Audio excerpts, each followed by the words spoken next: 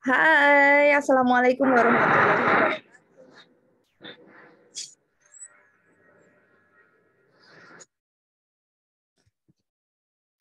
Selamat pagi teman-teman semua. Good morning everyone. Selamat datang di kelas English Business. Nah, di pertemuan pertama atau pertemuan perdana di kelas English Business, tentunya ini merupakan suatu berkah ya. Kita bisa berjumpa kembali dengan mata kuliah yang berbeda, walaupun sebelumnya kita sudah pernah bertemu ya di mata kuliah tentunya berbasic English. Nah, bersama saya Miss Nadia, kali ini kita akan membahas hal-hal yang berkaitan dengan bahasa Inggris juga, tetapi ini konteksnya adalah konteks bisnis begitu. Nah, untuk tujuan kenapa kita belajar English Business tidak lain adalah kita harus mengenal area di mana nanti ketika kita bekerja. Nah, yang akan kita pelajari bukan cuma materi atau teori saja, tetapi akan ada praktek yang tentunya praktek ini disesuaikan dengan ranah ketika nanti kalian sudah lulus dari pendidikan administrasi.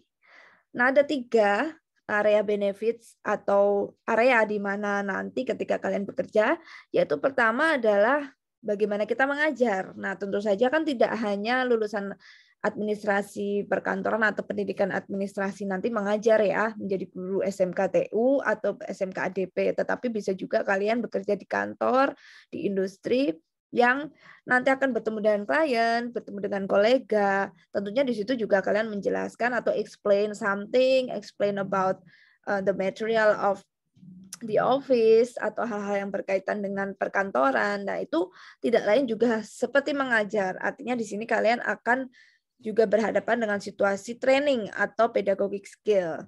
Nah, yang kedua serta yang ketiga ini adalah hal-hal yang akan kalian jumpai ketika nanti bekerja, yaitu di situasi formal dan juga situasi yang berkaitan dengan bisnis. Situasi formal misalnya ketika kita rapat atau kita presentasi akan hasil proyek yang selama ini kita kerjakan. Misal kita disuruh bos untuk survei ke lapangan tentang produk mana yang sebaiknya kita sampaikan untuk pameran di bulan depan. Nah, misalnya seperti itu. Artinya kita harus menjelaskan kepada teman kita di kantor atau juga kita menawarkan suatu produk baru kita untuk diajak bekerja sama dengan perusahaan lain. Nah, itu ada ranah profesional dan ada kaitannya dengan business issue.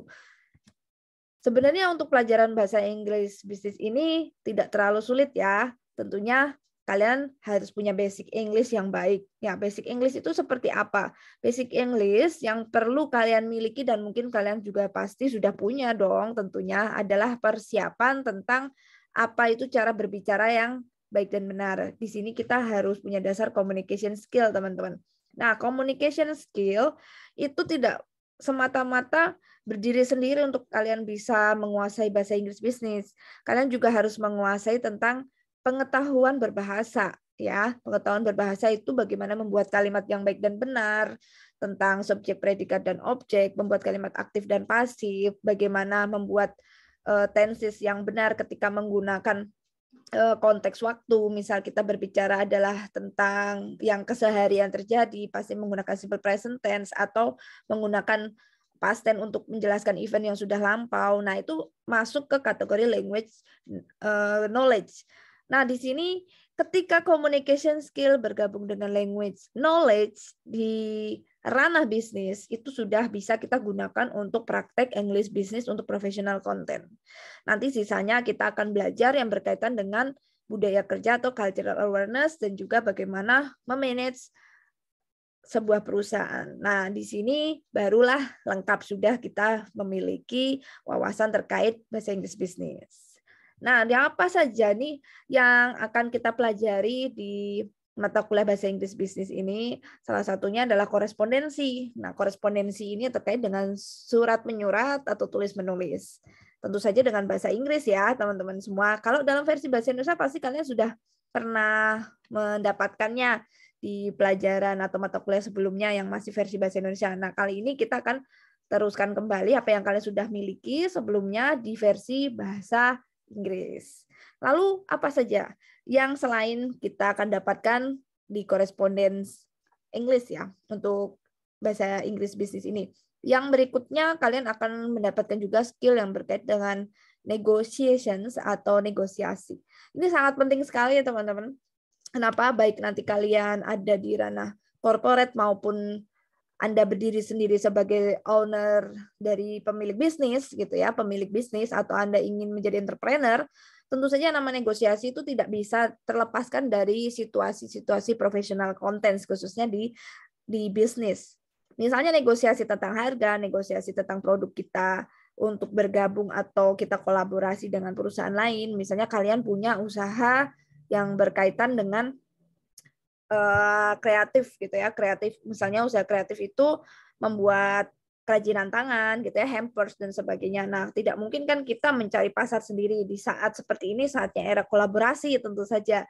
Nah, kita perlu juga menawarkan produk kita untuk bisa kolaborasi dengan perusahaan lain, misalnya perusahaan kosmetik atau juga perusahaan skincare atau juga perusahaan yang berkaitan dengan fashion supaya produk kreatif kita ya yang misal hampers dan juga kerajinan tangan itu bisa lebih luas lagi pasarnya. Maka perlu adanya sebuah negosiasi di meja-meja yang berkaitan dengan bisnis begitu. Nah, itu penting. Nah, kalau memang nanti arahannya ingin ekspor dan memperluas pangsa pasar, tentu saja kalian juga harus bisa berbahasa Inggris. Bahasa Inggrisnya untuk ranah yang bisnis. Nah, di sini pentingnya kita belajar bahasa Inggris. Itu dia.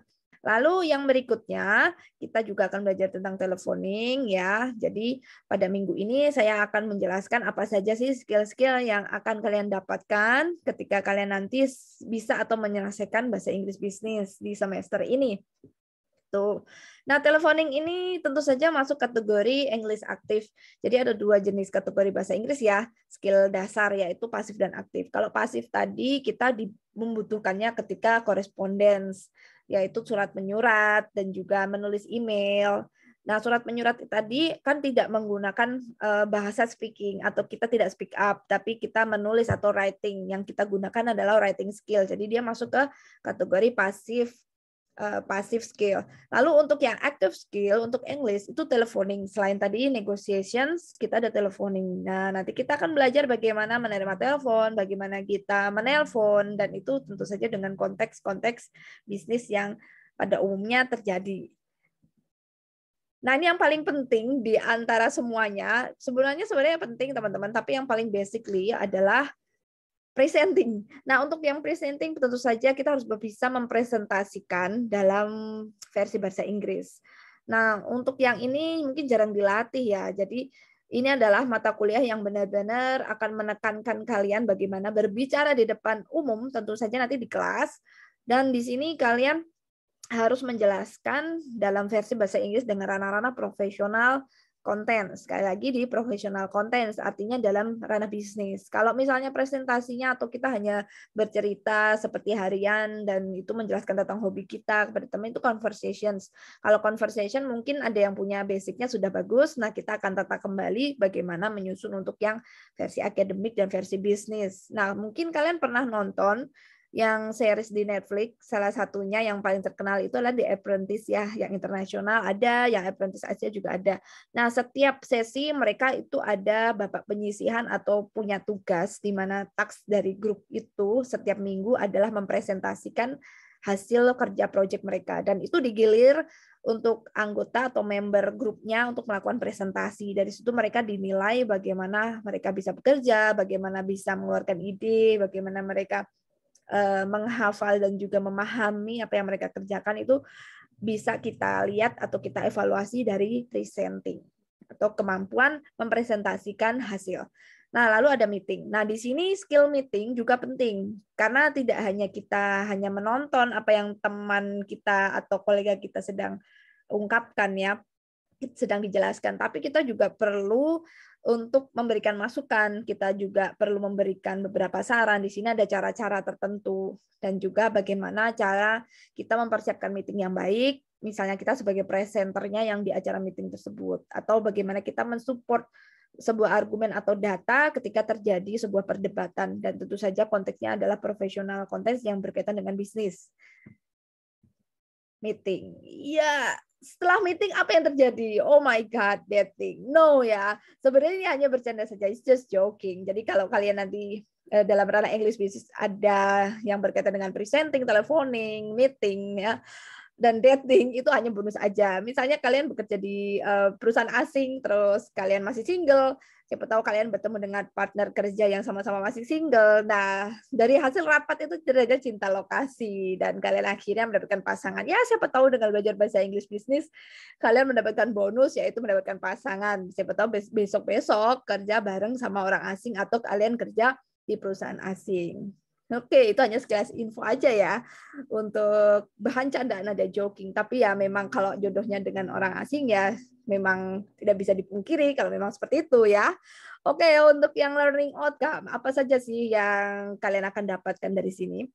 Yang akan kalian dapatkan dari bahasa Inggris bisnis tentu saja banyak hal ya.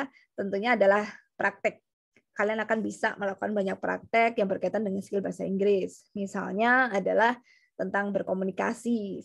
Tentu saja berkomunikasi dalam bahasa Inggris. Di situ seperti presentasi, bagaimana meeting, proses meeting, bagaimana bertelepon, terus membuat sebuah report ya, report untuk dalam bentuk tulisan ya, artinya correspondence. Nah, di sini kalian juga harus punya basic grammar, vocab dan pronunciations. Jadi untuk kalian yang mungkin lupa atau masih lupa, coba dibongkar kembali pelajaran bahasa Inggrisnya, entah itu waktu kalian SMA, SMK atau kalian dapat bahasa Inggris dasar di tahun sebelumnya atau di semester sebelumnya. Coba disusun ulang, dibawa lagi ketika mata kuliah ini kalian pelajari ulang supaya kalian ingat kembali tentang mata pelajaran atau teori-teori yang berkaitan dengan grammar, vocab, dan pronunciations. Gitu. Nah, ini apa saja yang kalian bisa lakukan ketika sudah menguasai English business ya. Tentu saja nanti kalian menjadi seorang specialist language ya, atau bisa kita gunakan untuk ranah-ranah yang berkaitan dengan sosial, science seperti marketing, finance, human resource, atau berkaitan dengan hukum, atau bahkan yang berkaitan dengan engineering, dan hal-hal ini selalu dipakai di bidang manapun, dan karena ini merupakan basic ya. Dan tentu saja tujuan utama dari mata kuliah ini kita selain lancar dalam menggunakan praktek-praktek tersebut di ranah bisnis, kita juga akurat dalam prakteknya, jadi tidak bertele-tele, dan tentu saja kita bisa menggunakan kalimat tersebut secara efektif untuk situasi-situasi tertentu. Nah, ini secara umum, secara general, RPS atau yang akan kita pelajari selama 1 semester ke depan, itu berkaitan dengan grammar, vocab. Ini hanya sebagai refresh aja, jadi kalian akan mempelajari sendiri, tapi nanti seperjalanan waktu ketika kita praktek, itu tentu saja ada basic-basic grammar, basic vocab yang memang kalian harus kuasai. Lalu ada bagaimana menulis dokumen, ya, written dokumen seperti surat penawaran, surat permintaan, atau komplain, dan sebagainya. Itu masuk ke kategori correspondence business. Dan juga kita harus mempelajari sebuah kultur atau budaya perusahaan, di mana ini pada umumnya juga merupakan support system dari English business itu sendiri ya, karena untuk penggunaan kalimat tertentu untuk budaya dan budaya kerja dan juga iklim tertentu itu akan mempengaruhi karena sungguh beragam dan berbeda-beda penggunaannya. Lalu ada meeting, negosiasi, presenting, dan teleponing seperti yang sudah dijelaskan. Untuk kontrak kuliah seperti yang kalian lihat di layar berikut ini, untuk presensi saya berikan 10%. Di sini kita akan ada keaktifan yang paling banyak ya teman-teman. Jadi kalian harus perhatikan, jadi banyak kan praktek ya untuk saya bisa memberikan penilaian, tapi ada juga faktor yang lain, yaitu faktor bagaimana keterlambatan dan juga ketepatan kalian dalam mengumpulkan tugas karena masuk kategori disiplin. Dan juga untuk plagiarisme tentu saja kita akan bikin kesepakatan bersama, yaitu tidak akan mendapatkan nilai ya. Tentu saja kita tidak akan mentolerir yang namanya plagiarisme karena ini akan menciderai kita sebagai seorang akademik, dan itu sudah menjadi peraturan yang ada di dikti. Jadi tentu saja kita harus bermain secara sportif. Nah, itu dia ya. Untuk komponen keaktifan, yaitu ketika kalian bertanya setelah diskusi atau bertanya ketika materi sudah selesai diterangkan. Dan juga memberikan sebuah ide-ide begitu, dan mengomentari atau memberikan rekomendasi ketika kita berdiskusi. Nah, itu menjadi salah satu komponen keaktifan. Dan juga faktor yang lain yaitu terkait dengan disiplin dan juga menghargai ketika teman sedang memberikan komentarnya atau memberikan sebuah pernyataan, jadi kalian akan dinilai respect atau bagaimana kalian menanggapi teman yang lainnya. Nah, ini dia referensi atau buku-buku yang kita akan gunakan nanti. Baik, itulah yang bisa saya jelaskan atau yang kalian setidaknya dapatkan untuk pertemuan kali ini. Sampai berjumpa lagi di pertemuan berikutnya. Wassalamualaikum warahmatullahi wabarakatuh.